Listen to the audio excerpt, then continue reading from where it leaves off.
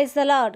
మన ప్రభువైన యేసుక్రీస్తు పరిశుద్ధమైనటువంటి నామంలో ఈ ఉదయకాలపు కృపావార్తను వింటున్నటువంటి మీ అందరికీ దేవుని పేరట వందనాలు చెల్లిస్తూ ఉన్నాను. అందరు బాగున్నారా? మరి పూట ప్రభు మనకిచ్చినటువంటి వాక్యాన్ని మనము పరిశుద్ధ గ్రంథంలో చదువుకుందాం. యెహోషువ గ్రంథము 23వ అధ్యాయము 8వ వాక్యాన్ని మనం చదువుకుందాం. మీరు నేటి వరకు చేసినట్లు మీ దేవుడైన యెహోవాను హత్తుకొని ఉండవలెను. హల్లెలూయా. నా దేవుని బిడ్డలారా, గమనించండి. ఈ యొక్క వాక్యంలో మనం గమనిస్తూ ఉన్నప్పుడు మీ దేవుడైన యెహోవాను హత్తుకొని ఉండవలెను అని దేవుని వాక్యం స్పష్టంగా మనతో తెలియపరుస్తూ ఉందండి.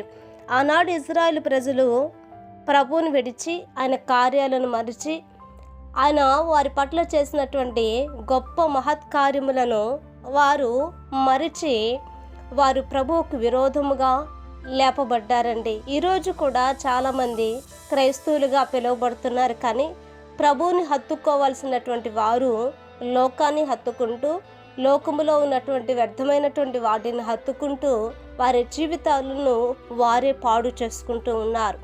ప్రభు వారి కొరకు ఆయన నియమించినటువంటి నిత్య జీవాన్ని పోగొట్టుకుంటూ ఉన్నారు. కానీ ఈరోజు ప్రభు ఎందుకో హెచ్చరిస్తూ ఉన్నాడు. ఆయనను హత్తుకున్నప్పుడు ఆయనలో ఉన్న జీవం, ఆయనలో ఉన్న ఆరోగ్యం, ఆయనలో ఉన్నటువంటి సంపద, ఆయనలో ఉన్నటువంటి సమృద్ధి మనం అనుభవించగలమండి. లోకములో కానీ, స్నేహంలో కానీ, పాపంలో కానీ, వ్యసనాలలో కానీ మనం వాటిని హత్తుకుంటే వాటిలో ఉన్నటువంటి నాశనము మనలను, మన కుటుంబాన్ని మరి భయంకరమైన స్థితిలోనికి నెట్టివేస్తుంది. కనుక ఈ రోజున ఈ వాక్యం వింటూ ఉండగా ప్రతి వారు కూడా ప్రభువును హత్తుకుని జీవించినట్లుగా, ప్రభు కృపనిచ్చినట్లుగా ఒక చిన్న ప్రార్థన చేద్దాం. మహాపరిశుద్ధుడైన మా తండ్రి, కృప కలిగిన దేవానికి వందనాలు.